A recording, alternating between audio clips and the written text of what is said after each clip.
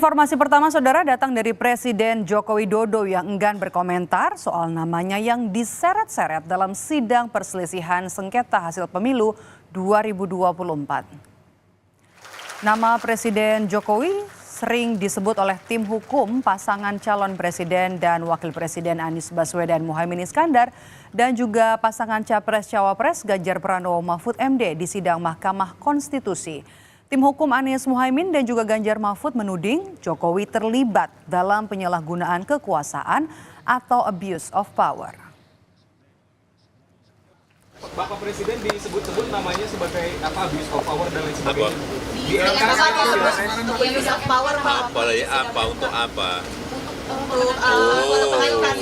Saya tidak mau berkomentar yang berkaitan dengan MK, ya. Sebelumnya, Saudara, nama Presiden Jokowi disebut-sebut dalam sidang perdana gugatan sengketa Pilpres di Mahkamah Konstitusi pada Rabu kemarin. Bambang Wijoyanto, tim kuasa hukum dari Anies Muhaimin, menyebut ada intervensi dari Presiden Jokowi di Pilpres yang membuat suara pasangan Prabowo Gibran meroket, salah satunya lewat penyaluran bansos.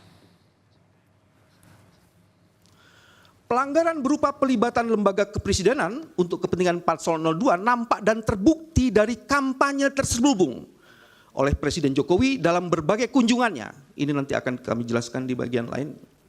Yang disertai dengan pembagian bansos di provinsi yang menjadi area operasi adalah wilayah di mana Prabowo Subianto ternyata memperoleh suara rendah pada pemilu 2014 dan 2019. Dengan sasaran pemilih diperkirakan 27 juta.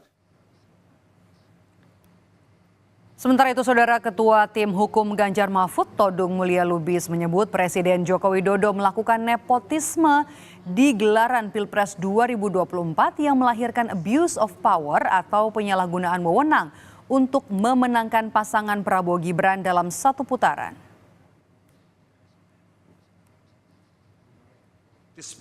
Yang dilakukan oleh Presiden Joko Widodo yang kemudian melahirkan abuse of power terkoordinasi guna memenangkan pasangan calon nomor urut 2 dalam satu putaran. Nepotisme yang dilakukan oleh Presiden Joko Widodo dalam Pilpres 2024 dilakukan begitu rapi, secara terstruktur, sistematis dan masif yang pada akhirnya membuat Pilpres 2024 hanya menjadi aksi teatrikal belaka. Anggaran negara dihabiskan, etika diabaikan, demokrasi dirusak. Demi apa semua ini dilakukan? Jawabannya sekali lagi hanya satu, memenangkan pasangan calon nomor urut 2 dalam satu putaran.